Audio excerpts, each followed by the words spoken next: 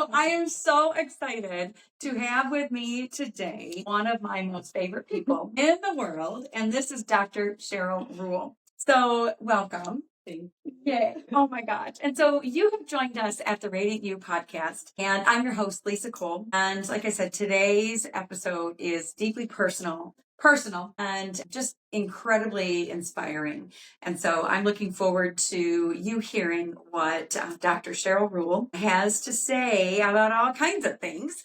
And Cheryl is a doctor of physical therapy, a mom of 3 busy kids, a wife, and now a thriving business owner who recently opened her own clinic. But what makes Cheryl's story so special to me is how she pushed through over 2 years of fear, just pure fear and uncertainty, to make this dream a reality. So I am just so excited. And let me tell you, if you have felt stuck, scared, or unsure whether you could really go for what you want, this conversation is definitely for you. So I'm just looking forward to this. Okay, so here we go. We're going to get started. I'm just going to read questions, but let's have conversations. Okay. All right. Sound good. So again, welcome. And I'm just so honored that you said yes. Oh my gosh. Okay.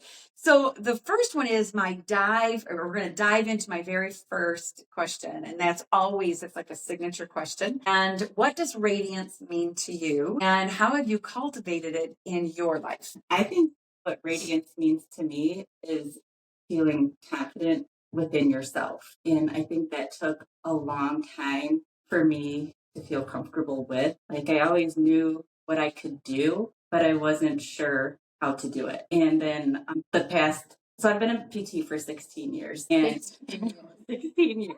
Oh my goodness.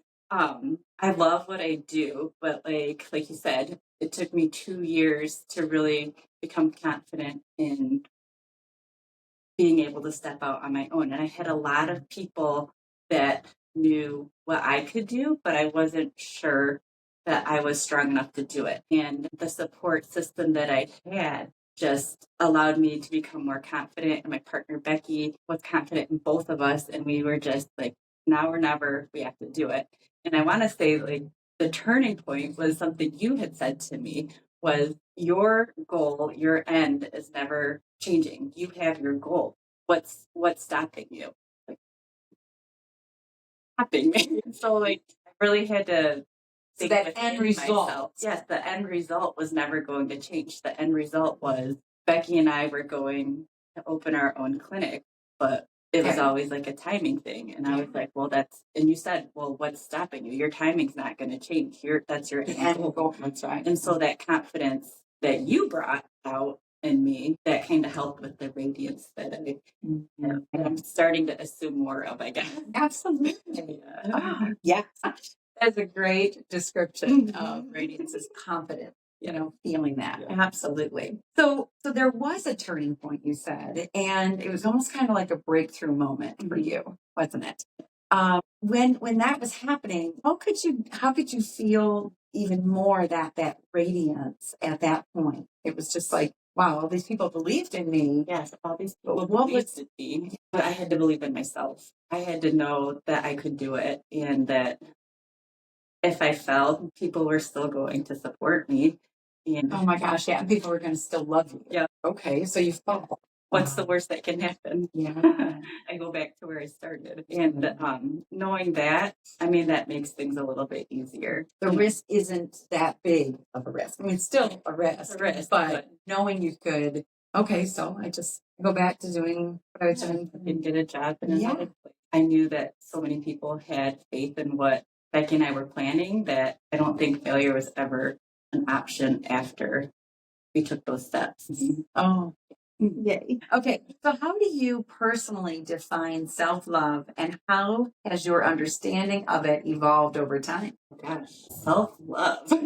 I think, okay, so that's also constantly evolving because, I was just talking about that with my sister.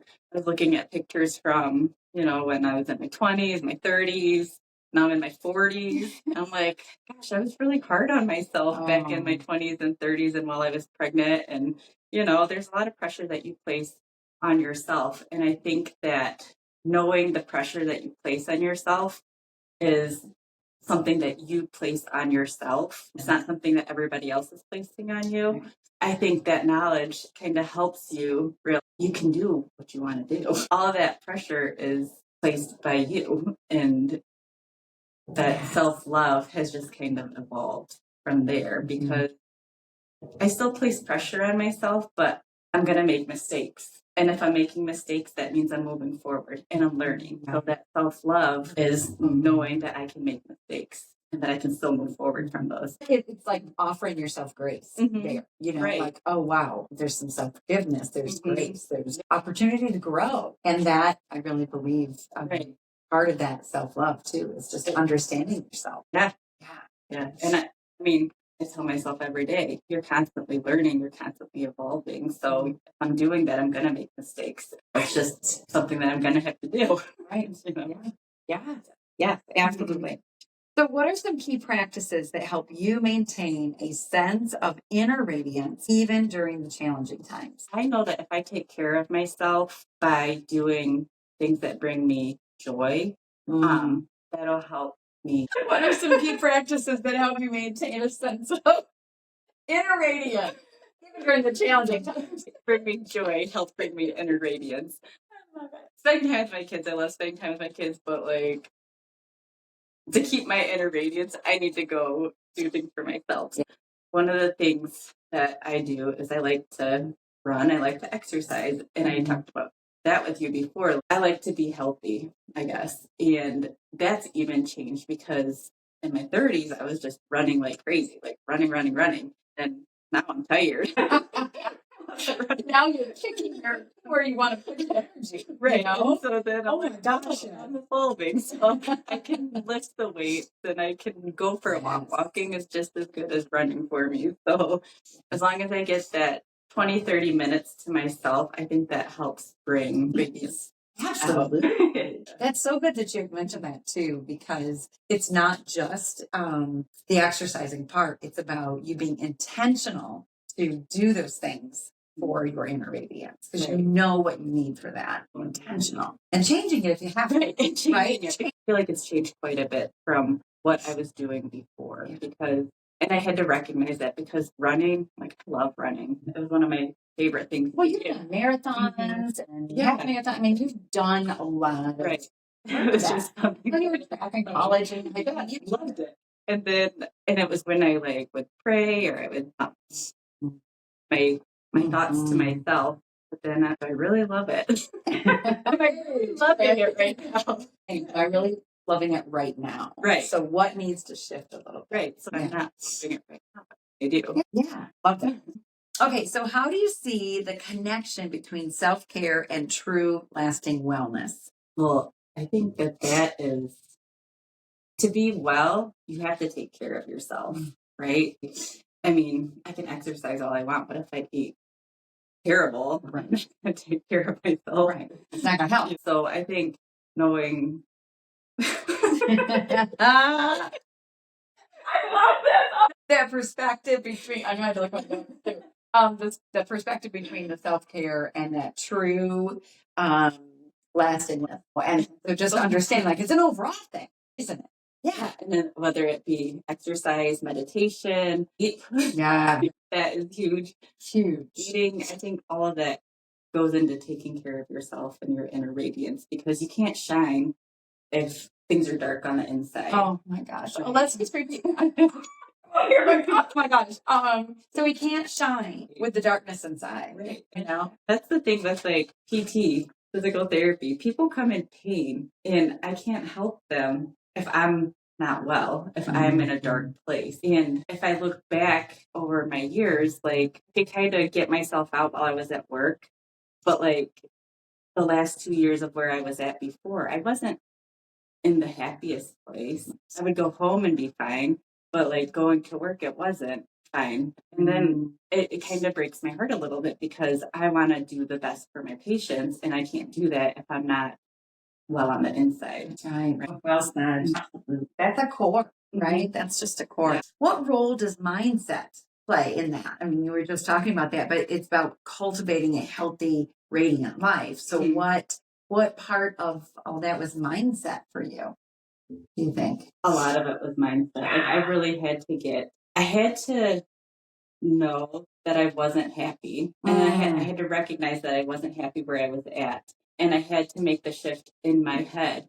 What am I going to do? What can change? Like, I had to make a change. And then how do I do it? But a lot of that, you have to recognize what's not well within you. That's right. So mindset, like today, once I get something in my head. Oh my gosh, you have a new puppy coming. I know, like God's telling me. I love it. Oh my gosh. And so this puppy, but I knew in my heart I had more to give, and I wanted to give more to my patients and more to my family, because if I wasn't happy at work, no matter how much I like shoved it down and said I could just leave it at work, I wasn't leaving it at work. I was taking it home. It ripples. It does. Number one. Yeah. And he loves you.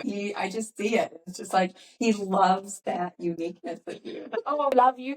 I love you and I like you. Goodbye. Oh my gosh, that could be a whole episode. I love you and I like you. Yeah. You know the and? That's so great. Oh, that's good stuff. Okay, so what advice would you give to women who struggle to prioritize themselves and their well-being? What advice would you give them? If you struggle to prioritize your well-being, you're not going to be able to take care of the other things that need to be taken care of, because things just start to fall through the cracks. And I think, I can say make yourself a priority, but like deep inside, you have to know I need to take care of myself so I can take care of my family, so I can take care of my friends, so I can take care of my clients. Yes. And so I think that you have to have that knowledge that something's going on and be strong enough to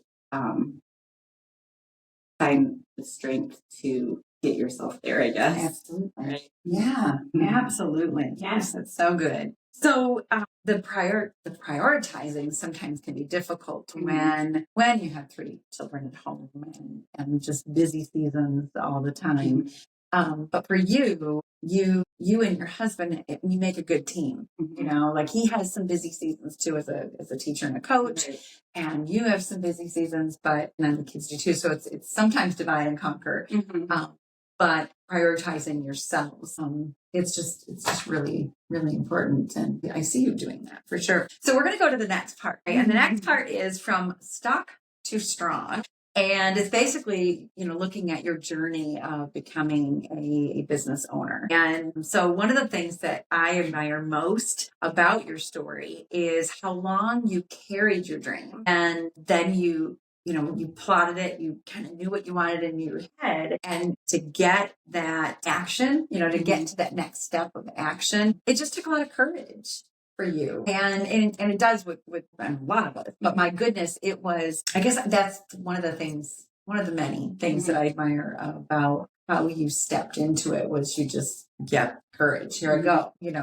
That was shining. Yeah, for sure. Yeah. So what inspired you to finally take the leap and open your own clinic, even, after the hesitation? I had a lot of strong women, and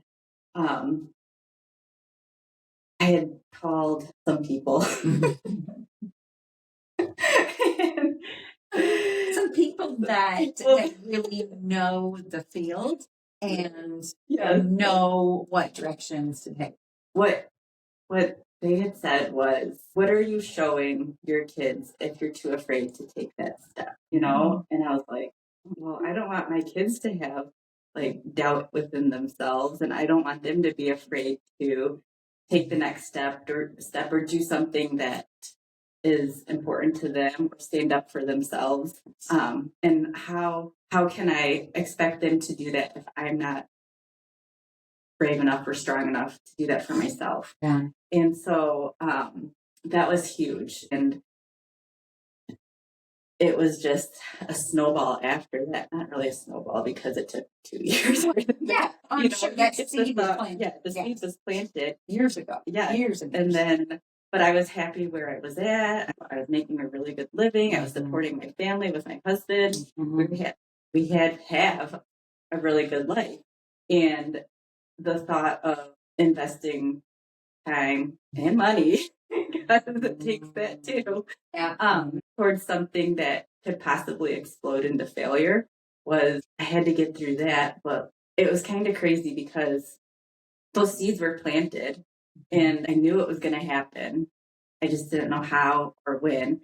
And then, like I said, you told me your end result's not going to change, Cheryl. Why are you still holding back now? Like you can't, but well, and I love that the true inspiration. It was really, yeah, I want them to know that they can do whatever they want to do. And that just says, first of all, an amazing mom you are, because you look at that big picture of, okay, what does this look like for my kids later? You know, I want them to see their mom, but they can also do that. Right. You want them to see their mom in that light. Or something. Or something. Yeah. What were some of the biggest challenges that you faced in just kind of getting this off the ground? What were some of those big challenges that, you know, I don't know. And I guess how did you just move over them? I moved over. The biggest challenge was like putting in my notice. Oh my gosh. And that can remember that, but like, yeah, I do. That was like, I do remember. That was such a huge challenge for me. And because like I said, I loved that job. I loved where I was at, and until I didn't love where I was at. And then it wasn't healthy for me to stay. Mm-hmm. But like once I took that step, it was like things started happening. Like I said, I put my notice in. I didn't know. Becky and I didn't have a location. We didn't have really anything, but I put my notice in. And then where we're at now in Grass Lake, that became available. We looked at it and put in an offer. And my sister-in-law, she's a real estate lawyer, which I forgot about. She was like, I can, you know, and she helped me. And so many people started helping us. Yes. You know, and things just kind of like one thing snowballed into another thing, which triggered another thing. And I was like, there's so many things that are happening right now that I didn't even realize would happen. And there were so many people that were helping us that just came out and helped us. And I was like, wow. That's right. Absolutely. So you were able, the biggest challenge was you just giving notice and like speaking it out. Right. And I remember too, when that was happening, you weren't sure if you, like, once you gave your notice, if you wanted to speak it out, but it was one of those, like, no, it was okay. It was like you made that decision and you let them know what was going on, basically, and gave your notice, and it was stake in the ground, right? It was like, okay, I'm doing this and moving forward. So even with those challenges, I mean, there were so many people that aligned themselves, you know, just came to boom, boom, boom. It did. You know, it did. It was remarkable. So you worked at your last clinic for a long time. Mm-hmm. Did you always work at that clinic for those 16 years, or did you work other places? And here's the other side of that is, how did being involved with that, just that one clinic or many others, how did that shape your vision for what you wanted in your own practice? So I was with the same company for 16 years, but I was at 3 different locations. Yeah, okay. And they always let me treat how I wanted to treat patients. Like, and that was my freedom. Yeah. I wanted to treat people how I wanted to treat people. I could still do it, but I felt limited. If that makes sense. Like I could still treat people how I wanted to treat them, but the way that my schedule was set up, I wasn't able to treat them how I wanted to treat them. And so I knew, Becky and I both knew that when we opened this clinic, we didn't want to have more than one patient an hour. That just wasn't what was good for the patient or for us, because how else are you going to help people? So many times when you go to the doctor or when you go somewhere, it's like 10 minutes, 15 minutes in and out. And with physical therapy, I mean, you come over a long period of time and you really get to know the person. When I really get to know someone, I want to help them the best that I can help them.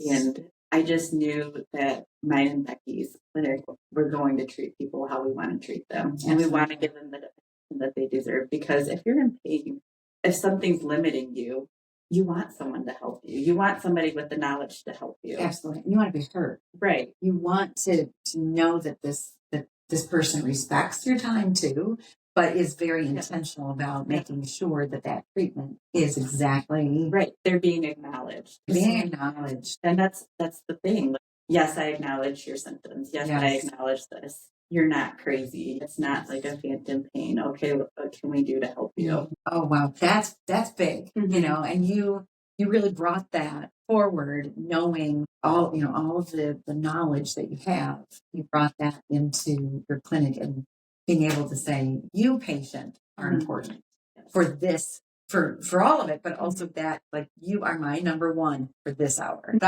I would bet that there are so many people that walk out of your clinic, you and Becky, and that feel that you give to them, they just walk out feeling special. You know, absolutely, absolutely. That's good. Okay. What advice would you give to women who are thinking about starting their own business, especially in health? I think that more women should do it. I agree. We have a nurturing instinct. Like, people in the medical field have a nurturing instinct. And I think that women especially, I don't want to say this. Just say I think so many times women have not felt heard or seen. And it's more like when you think of a doctor, half the time you think of a man, right? You know, and to really be able to treat women well, like, I think having a woman's perspective just helps. Absolutely. And understanding. Right. And I mean, we all have different phases of life, right? And I think as we age, I think women can bring a bigger perspective in with it, because there has been so many different challenges within our health and with what we go through. Yes. I mean, the body's always changing. So what would be the advice for the women as they are wanting to open up their own business and really be authentic? Right. You know, that's what I got out of that. Okay. So would you agree? Be authentic, be yourself, have the knowledge that you can do it, be strong, because we are strong. We are strong. We just have to recognize that within ourselves. And that's hard. Yes. Really hard. Yeah, but I love that. Kind of leads me into, so how, by being strong, by understanding ourselves, how do you balance running a business with being a mom of 3 active kids and a wife in this busy season of your life? My partner Becky does a lot. But she knows that. She does know that. She's so good about, letting me know, okay, this is what we need to do. And then I think that we balance each other out, because I'm a little more about things and she's, let's get it done. It helps. The yin yang. So I think that helps a lot. And then just my support system, like Chris, my parents, the kids, my siblings, they're all there to help. Absolutely. And I think knowing that, like, I can always ask for help helps. Absolutely. That's a big thing, isn't it? I would say, like, within the first month that we opened, I was talking to my mom on the phone, and I was like, I'm trying to run a business and get the kids everywhere and prison that ball. And the next day, her and my dad were there, and they had dinner made. And I was like, oh my gosh, she heard that. She's still taking care of me. Oh my gosh. So for them to pack up things and be able to come and, like over and over, but that is so nice. Right. And so just having a good support system helps. Absolutely. Okay. So the next section, which I think is one of my favorites, but we're going to talk about real wellness, small shifts, and sneaky self-sabotage. Right. So we're going to shift these gears and to talk about that wellness on a smaller daily scale. So you have helped so many people reclaim their strength. Many of us unintentionally, we kind of let go of the self-care and self-love, and we don't even realize it. In your opinion, what are some sneaky ways that you see this happening? Well, it can happen. And I think that, like, some ways that we sabotage ourselves is thinking that everybody else needs to come first, right? Yeah.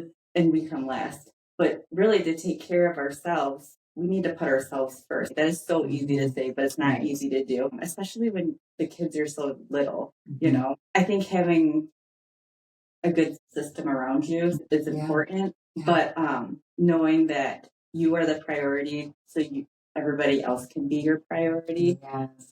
Yeah, it reminds me, on the airplane, I've talked about this before on my podcast, and with other things too, with my clients, that on the airplane, that flight attendant's up there telling you that you have to put your oxygen mask on first before you can help the child or the person next to you. And that's just me, that's just telling, it's metaphor, analogy, whatever you want to call it, but it's something that says, wait a minute, you have to have your oxygen first and just fill yourself up so that you can have others being the priority too. Yeah. And so I think when you think that other people take a priority over you, it's a sabotage to yourself because you can't really help them at your fullest potential. Right. Yeah. If you're struggling. Absolutely. There are times for me that sometimes I will be the yes person now. Oh, yeah. So, and that's kind of unintentionally sometimes. And I've been much better at it as the older I've gotten because of the boundaries and stuff that I've been able to set. But the idea of saying yes to people that I really want to say yes to. So let's go to, how do small daily actions contribute to long-term health and well-being? I think as a society, we all think you got to go big or not do anything at all. And so, I mean, small things like standing on one foot while you brush your teeth, that helps with your balance. Just doing little things can contribute to the big picture throughout the whole day. And so I think that recognizing that it doesn't have to be huge, you don't have to go run 4 miles, 5 miles at a time to stay healthy, because I mean, you might go and eat a gallon of ice cream. That's not healthy. It's better self-sabotage. It's better if you're like, oh, I can do 10 squats here and 5 wall push-ups here, and then go about my day. That is something I'm noticing too, that, okay, I put a pot of, water on the stove to boil, knock out, 12 wall push-ups, whatever. But I mean, doing something that little bit. Something. Yeah, absolutely. Well, and you're super busy. Your daughter does gymnastics and it's quite a commitment.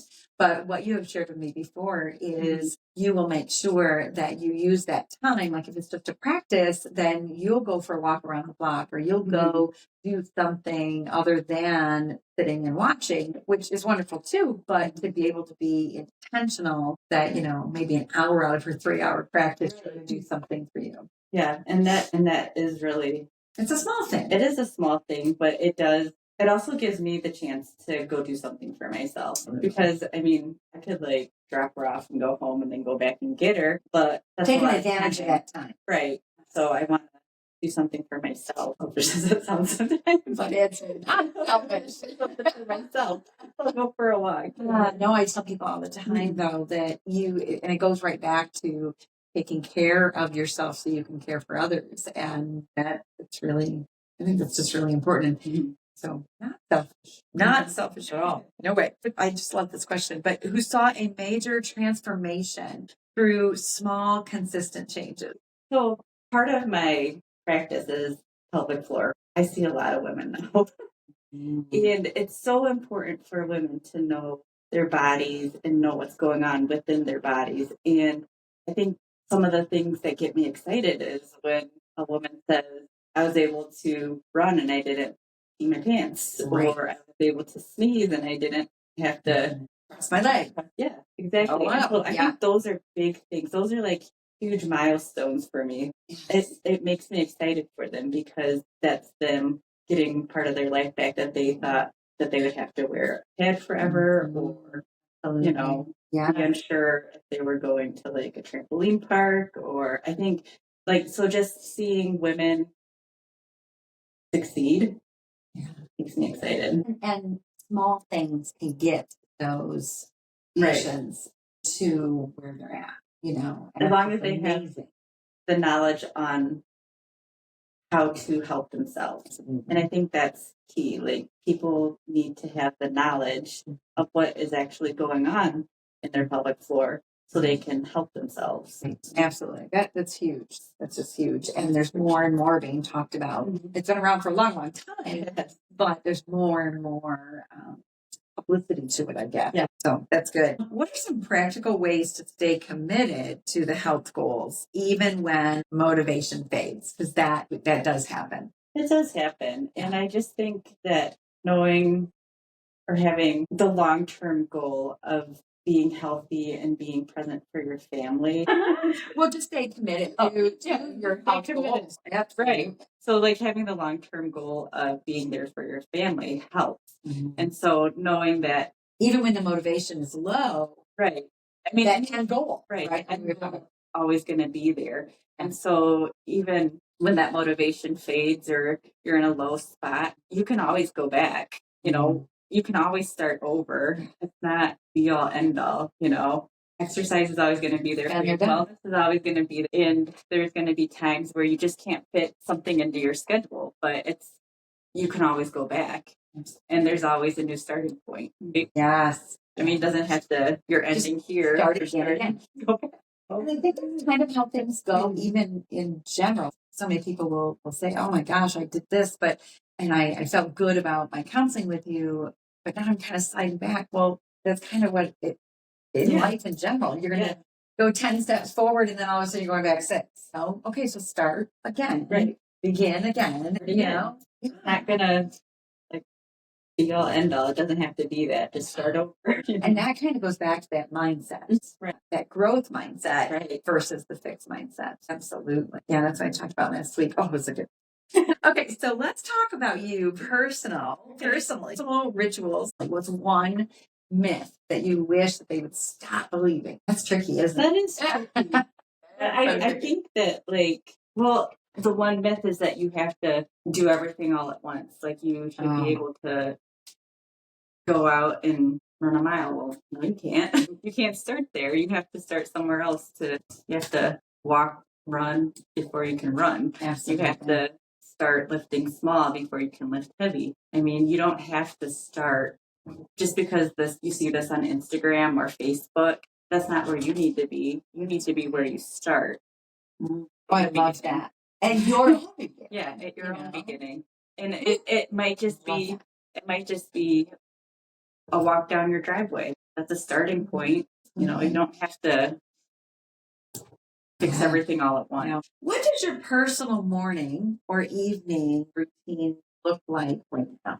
Right now. It's always evolving. You know, it might be a little messy here and there, but we do have routines that kind of help us stay grounded, help us stay focused. But so what would be there in the morning? I like to exercise. That's like what I like to get done, a late night exercise.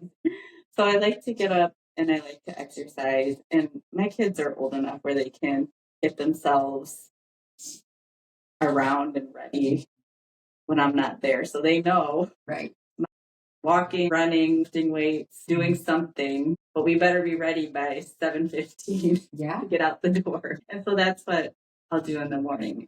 The other thing is, you hear about all these like diets and stuff. I have been really intentional to try to eat breakfast every day because I've noticed that I just have better energy and that works for me. It may not work for everyone else. So that has been something that I've been working on, making sure I have breakfast every day so I can help people and be there for my kids. Well, and the energy, I like that word. It gives you energy and it just kind of starts your day off with that. And then more at the end of the day, it's more, okay, where do the kids need to be? Where do I need to be? What are the kids doing? But if they're not doing anything, I like to go for a walk after dinner to help with digestion. Yeah.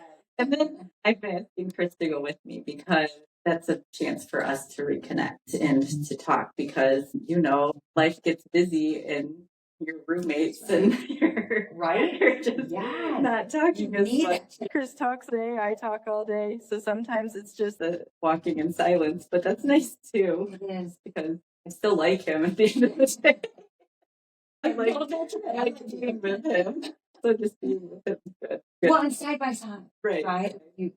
And even if it's just that connection, I'm here for you. Yeah. You're here for me. Yeah. Absolutely. Yeah. Well, that's a good ritual. Yeah. And then I make sure that I pray at least at some point in my day. I don't know when that happens. Sometimes it's in the morning when I'm running. Sometimes it's at night when I can't fall asleep. So Yeah. yeah. Good. Yeah. Very good. Okay. What's one self-care ritual that you swear by for you? And your morning walk, if you think here, it could be one cup of coffee, it could be tea, it could be whatever it is for you. But what's one ritual that you swear by? So this started when I was turning 50. Oh, okay. Things change. Definitely. And I got that a lot when I was turning 40. Like women were like, oh, that's when everything started to change. Oh my So I gosh, was like, right? oh gosh. But then that's when I really started paying attention to skincare. My daughter, she's so cute, but she's always loved skincare. So I'm like, okay, I'm gonna start paying attention to skincare. And when I was turning 40, I had this whole like routine. Now I'm just down to one lotion. But I found the lotion that I like. But I like to do like facial massage. Oh my gosh, so good. So absolutely to be able to give that to yourself. I mean, you are gifted anyways. Oh my gosh, so gifted. But to be able to gift yourself with that, oh, so good. That's one thing that you swear by. I love that. Okay, so what's a small but powerful change that you've made in your own life that's had a really big impact for you? Something that was a game changer that you kind of didn't even realize. I think it was that shift in mindset that I can do it and that I can make a mistake, but everything will be okay. I make a mistake. So it was that shift in mindset that I can do it. And if I fall, I have support. Yeah. But knowing that, I mean, hey, I can do it. My friends aren't going to love me less. Family's not going to love me less. Knowing that if I fail, I can just get right back up and start again. Absolutely. Yes, start again. And again. Okay, so we're down to our last little segment. Yes. And this is called the Radiant Five. Okay. Okay. So they're fast and memorable takeaways is the goal. Okay. That's the goal. So here we go. One daily habit that you swear by for feeling your radiant self. Your breath work, your hydration, your walks that you do, whatever. One habit that I swear by. I like my skincare. Yes. Yes. Good. A book, podcast, or resource that has deeply impacted you. The Radiant You. Well, it was so. I haven't really read too many books lately, and I haven't really listened to too many podcasts. But I think my daily conversations with so many different people have helped because everybody has a different viewpoint, and I just love hearing everybody's viewpoints and just talking to people about what their beliefs are. And the world is a big place, and what I think doesn't always go along with what other people think, but I love hearing what people think because people are fascinating. So fascinating. That's exactly what I believe too. We're so fascinating people, and to know that you come from that path and I come from this path, and we can just talk and be friends, and that's so amazing. And so I just think that open-mindedness and being able to talk to so many people and get their perspectives, it just helps. Yeah. So really, I love that. I love that even more than you can imagine right now because that is your resource. It's the people. Right. It's your people that are in your life every single day. Anybody that you're able to connect with, and you pull from them and learn from them. Right. Oh, I love that. Okay. I keep touching my heart and I've got my anyways, okay. So what's your go-to mantra or affirmation for you? I'm going to make mistakes, and it's okay. Yes. Hallelujah. Oh my gosh, I want to stand up right do a happy dance. Yes. I am going to make mistakes, and it's okay. I'm going to make mistakes. I can 100% guarantee that I will make mistakes. Yep. It's okay. And if you asked me that like 10 years ago, I probably wouldn't have been okay with that. It has taken a while to get there, but to know that I can make a mistake and you'll love me still. Absolutely. I have the strength of everybody behind me.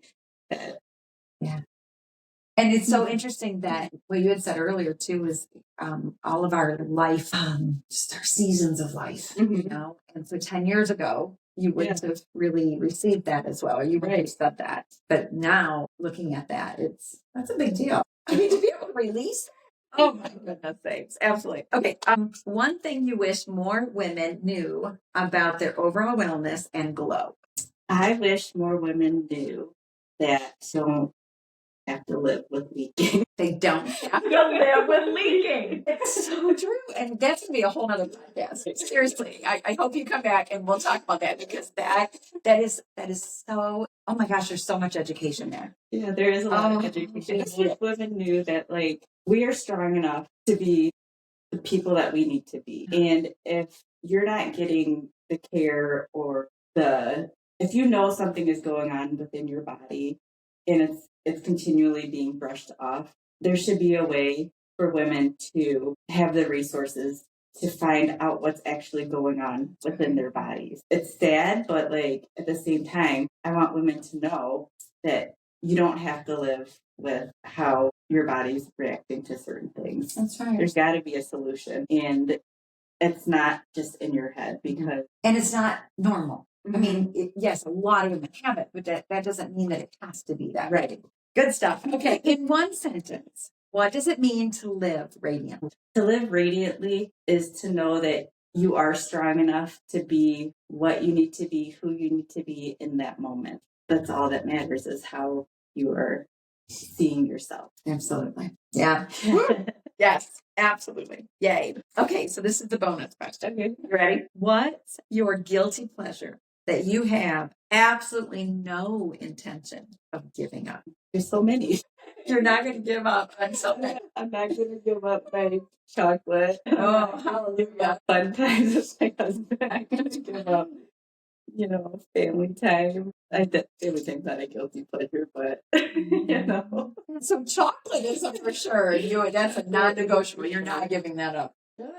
Oh, I love it. And all the other ones. Yeah. Cheryl, thank you so much. Good. We did it. Yay. Okay. But I want to read this because I don't want to miss this because you are so very special. So very special. So this radiant energy that you are sharing with me now and with my listeners, it's honest and it's heartfelt. And you brought your heart with me to me today. And I'm just so thankful for that. I know that your story just speaks directly to those who are standing at the edge of their dream, but afraid to leap. And so you are proof that fear does not have the final word. So to everyone listening, if you have been holding yourself back, let this be your sign. Start small, say it out loud, take one step, and never stop choosing the radiant you. Thank you for joining me on this journey. And if this episode resonated with you, please subscribe and share it with someone that you care about. I appreciate you, and I truly want you to know how grateful I am that you are here. Remember, radiance is a journey, and by showing up, you're already on that path. Together, we are exploring what it truly means to embrace, celebrate, and shine as your beautiful, radiant self. That's it for now. Shine your light and be the radiant you.